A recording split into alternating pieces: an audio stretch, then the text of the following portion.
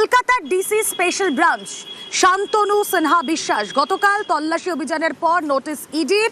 শান্তনু সিনহা বিশ্বাসকে ফের ইডির তলব। শান্তনুর ছেলে সায়ন্তনকেও তলব করেছে ইডি।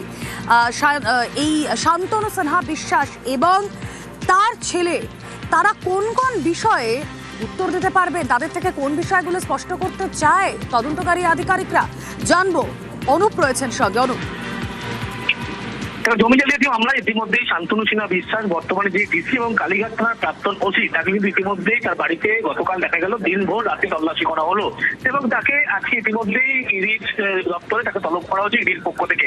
এবং তার ছেলে সায়ন্তন সিনহা বিশ্বাস তাকেও তলব করা হয়েছিল।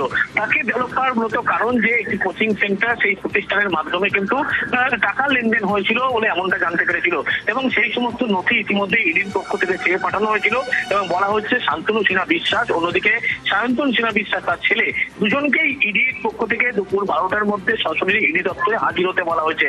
তার কারণ তার বয়ান লিপিবদ্ধ করতে ইডি আধিকারিকরা গতকাল দেখা গিয়েছিল তাদের প্রত্যেক শিক্ষা প্রতিষ্ঠান থেকে শুরু করে শান্তনু সিনহা বিশ্বাসের বাড়ি এবং পরপর আরো কয়েকটি বাড়িতে তল্লাশি করা হয়। সেখান থেকে গুরুত্বপূর্ণ বেশ কিছু নথি উদ্ধার হয়েছিল। পরবর্তী ক্ষেত্রে শিক্ষা প্রতিষ্ঠানের নাম পায় যেটা সায়ন্তন সিনহা বিশ্বাসের নামে রয়েছে এবং সেখান থেকে ইউনিভার্সিটির নাম যোগসূত্র উঠে আসে এবং সেখান থেকে মোটা অঙ্কের লেনদেন হয়েছিল এবং তথ্য উঠে আসে। এক্ষেত্রে গোটা বিষয় কি ছিল সেটা জানার জন্যই ইতিমধ্যেই শান্তনু সিনহা বিশ্বাস তাকে যেমন তলব করা হয়েছে, অন্যদিকে সায়ন্তন সিনহা বিশ্বাস তাকেও তলব করা হয়েছে এবং তাদের বয়ান লিপিবদ্ধ করে সেটা ইডি আধিকারিক জমি জালিয়াতি মামলায় তাদের কি ভূমিকা ছিল, এই বিপুল পরিমাণ কেন লেনদেন হয়েছিল, এই সমস্ত বিষয় জানার জন্য ইডির পক্ষ থেকে আজকে দুপুর 12টার মধ্যে সরাসরি দুজনকে হাজির হওয়ার কথা বলা হয়েছে।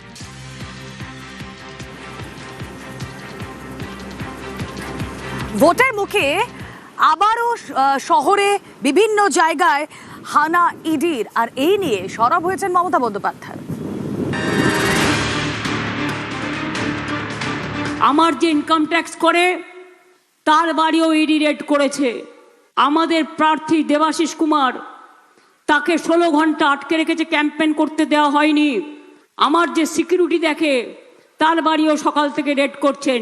তার মানে আপনারা কি আমায় খুন করতে চান না হত্যা করতে চান? আমাকে খুন করলে যদি আপনারা বাংলা পান, চেষ্টা করে দেখুন না। সিপিএম আমলেও অনেকবার খুন করার চেষ্টা করা হয়েছে, আর সেই সিপিএমই তো আপনার এখন দোসর হয়ে গেছে। 23 এপ্রিল বৃহস্পতিবার পশ্চিমবঙ্গে প্রথম দফার ভোট। তার আগে রবিবার কোমর বেঁধে ময়দানে ইডি।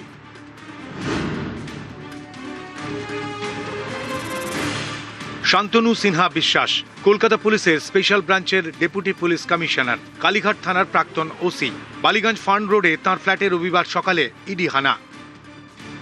জানতে এসছি কেন রেড হচ্ছে, কি জন্য রেড হচ্ছে, আমাদের জানার অধিকার আছে। ইডি কোন চার্জে রেড করছে, কোন কেসে রেড করছে, অ্যাডভোকেট হিসেবে দায়িত্ব আছে আসার, আইনত যা ব্যবস্থা নেওয়া। পার্ক স্ট্রিটের অকল্যান্ড স্কোয়ারে ডিসির ছেলের টিউশন সেন্টার, সেখানেও এদিন তল্লাশি চালায় ইডি। আমার একটা ইনকোয়ারি, বাবাও বাড়িতে ছিল, আমিও বাড়িতে ছিলাম, সবাই এসছে, নর্মাল কিছু কাগজ চেক করবে, কোনো প্রবলেম জিজ্ঞাসাবাদ হয়েছে, সবই তো এভরিথিং ইজ ফাইন। বালিগঞ্জে শান্তনু সিনহা বিশ্বাসের 5টি ফ্ল্যাটে এদিন হানা দেয় ইডি। বেহালায় ব্যবসায়ী জয় কামদারের বাড়ি, এদিন সেখানেও হানা দেয় এনফোর্সমেন্ট ডিরেক্টরেট। জয় কামদারের বিরুদ্ধে জমি দখল, তোলাবাজি, বেআইনি নির্মাণ, নথি জালিয়াতির মতো অভিযোগ। ইডির দাবি জয় কামদারের সংস্থাকে সামনে রেখে কালো টাকা সাদা করার কাজ হয়েছে। 1 এপ্রিল জয় কামদারের বাড়িতে তল্লাশি চালিয়ে 1 কোটিরও বেশি টাকা উদ্ধার করে ইডি। জয় কামদারকে রবিবার তাঁর বাড়িতে প্রায় 5 ঘন্টা জিজ্ঞাসাবাদ করা হয়। তারপর ইডি দফতরে নিয়ে গিয়ে জিজ্ঞাসাবাদ করা হয়। ভোটের মুখে কেন্দ্রীয় এজেন্সির সক্রিয়তা, কখনো ইডি, কখনো আয়কর দফতর। গত শুক্রবার প্রার্থী মমতা বন্দ্যোপাধ্যায়ের অন্যতম প্রস্তাবক মিরাজ শাহের বাড়িতে আইটি হানা দেয়। শুক্রবার রাসবিহারী বিধানসভা কেন্দ্রের তৃণমূল প্রার্থী দেবাশিস কুমারের বাড়িতেও হানা দেয় আয়কর দফতর। তল্লাশি চালানো হয় দেবাশিস কুমারের শ্বশুর বাড়ি, নির্বাচনী কার্যালয় এবং কাউন্সিলর অফিসেও। আমার যে ইনকাম ট্যাক্স করে তার বাড়িও ইডি রেড করেছে। আমাদের প্রার্থী দেবাশিস কুমার, তাকে 16 ঘন্টা আটকে রেখেছে, ক্যাম্পেইন করতে দেওয়া হয়নি। প্রত্যেকটা কেস হবে, জেনে রাখুন। ছেড়ে কথা বলার লোক আমরা নই, আমরা রেকর্ড করে রাখছি। আমার যে সিকিউরিটি দেখে তার বাড়িও সকাল থেকে রেড করছেন। তার মানে আপনারা কি আমায় খুন করতে চান না হত্যা করতে চান? আমাকে খুন করলে যদি আপনারা বাংলা পান, চেষ্টা করে দেখুন না। সিপিএম আমলেও অনেকবার খুন করার চেষ্টা করা হয়েছে, আর সেই সিপিএমই তো আপনার এখন দোসর হয়ে গেছে। এবার কলকাতা পুলিশের স্পেশাল ব্রাঞ্চের ডিসির বাড়িতে ইডি হানা। ইডির দাবি, ব্যবসায়ী জয় কামদারের বিরুদ্ধে ওঠা একাধিক অভিযোগের তদন্তে কলকাতা পুলিশের এই অফিসারের নাম উঠে আসে, তাই তাঁর ফ্ল্যাটে তল্লাশি। এ নিয়ে ভোটের বাজার গরম।